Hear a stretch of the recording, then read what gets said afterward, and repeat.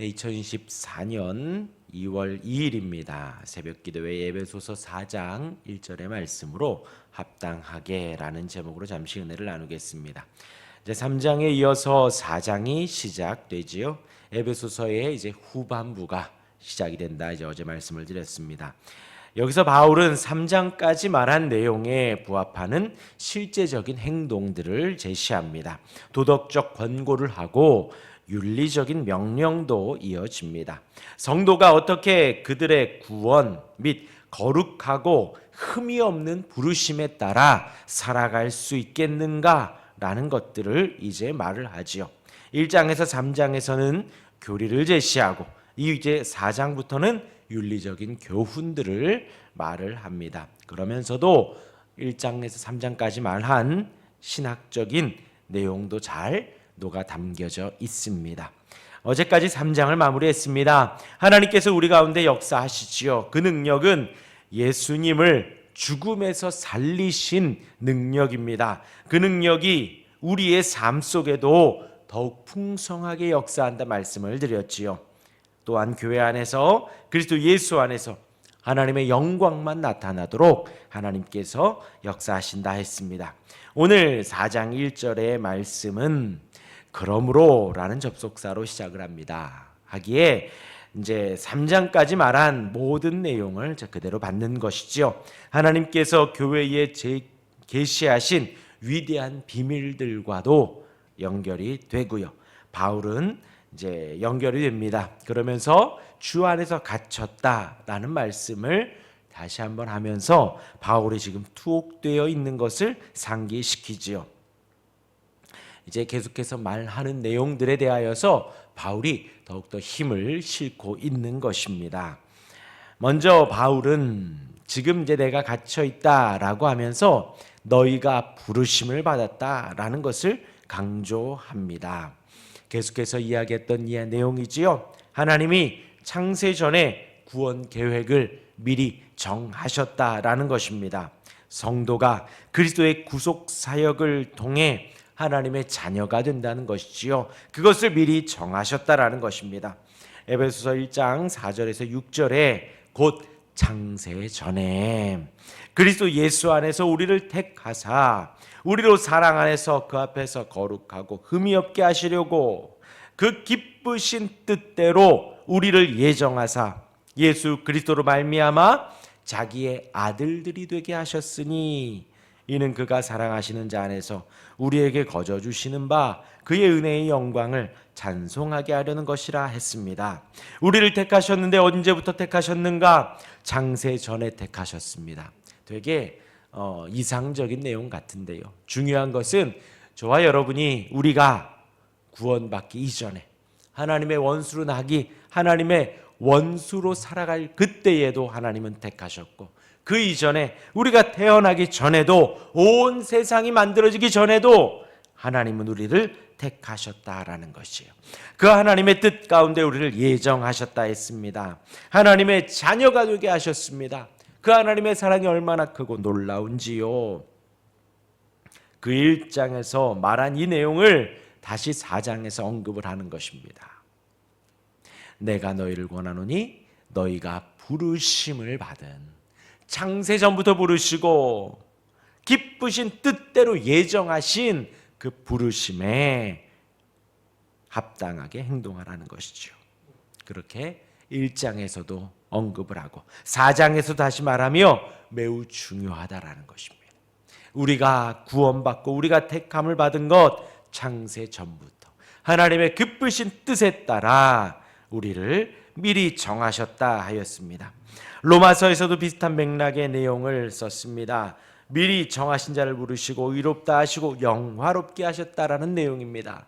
로마서 8장 30절에 또 미리 정하신 그들을 또한 부르시고 부르신 그들을 또한 의롭다 하시고 의롭다 하신 그들을 또한 영화롭게 하셨느니라 했습니다. 우리를 미리 정하셨다라는 것이죠. 또한 부르셨다는 것입니다. 의롭다 하시고 영화롭게까지. 우리가 이 땅을 살아가는 삶은 성화의 삶이지요. 날마다 거룩해져 가는 삶입니다. 하지만 완성되지는 않습니다. 그러나 우리가 주님께로 갔을 때에 혹은 주님이 다시 오셨을 때에 우리는 완성됩니다.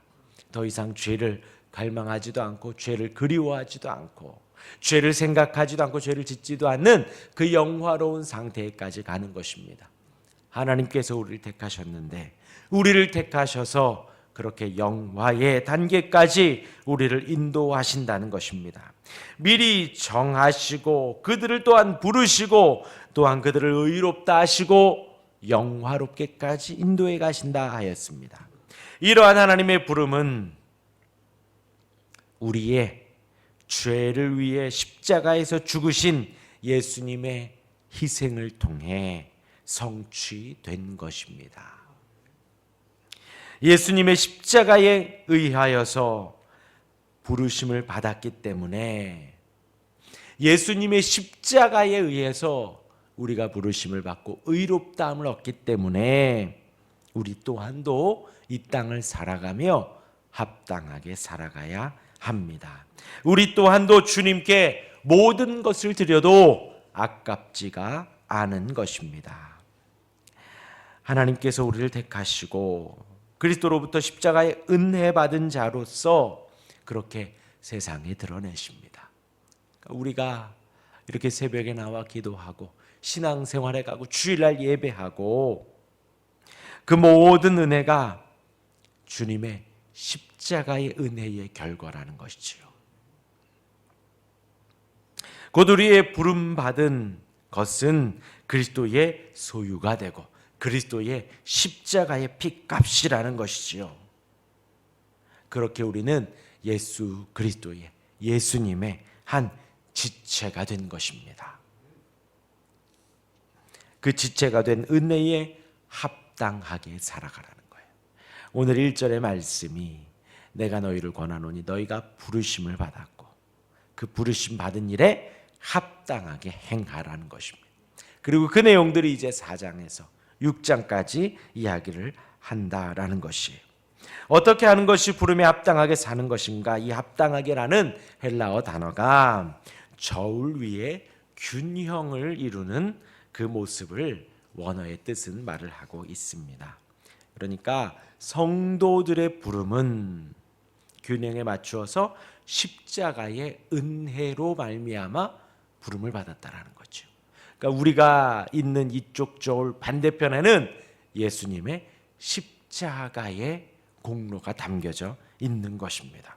그러니까 우리가 어디에만큼 얼만큼의 무게만큼 합당하게 살아야 된다고요? 예수님의 십자가의 무게만큼 그 균형에 맞추어서 예수님의 십자가에 합당한 삶을 우리가 살아내어야 한다는 것입니다. 예수님의 십자가와 균형을 맞추어서 살아가야 한다는 것이지요. 우리를 사랑하시니 그 사랑만큼 균형을 맞추어 우리가 살아가야 한다는 거예요. 우리를 대가 없이 사랑하셨으니 우리 또한도 대가 없이 사랑하며 그 균형을 맞추어 가야 한다는 것입니다. 행동 양식이 우리의 믿는 바에 은혜 앞에 그 사랑 앞에 합치되어야 한다는 거예요. 그리스도의 희생이 성도들로 하여금 삶의 모든 영역에서 그 주님의 십자가의 삶을 드러낼 수 있도록 우리가 합당하게 살아가야겠습니다. 이제부터 말하는 것이 그 주님의 겸손과 주님의 온유와 인내와 그 주님을 알아가는 것과 주님과 화목되고 주님과 하나 되어져 감을 이제 쭉 이야기할 것입니다. 그 은혜를 받은 바 된 우리에게 주어진 그 은혜에 합당한 삶을 합당하게 살아내는 우리가 되기를 바랍니다. 이후의 모든 내용들을 통해 주님의 거룩함이 주님의 사랑이 그 십자가의 은혜가 온전히 드러날 수 있는 그 주님의 예수님의 이름 앞에 합당하게 살아가는 그 주님의 부르심 앞에 합당하게 살아가는 우리가 되기를 주님의 이름으로 축원합니다. 아멘. 기도하겠습니다.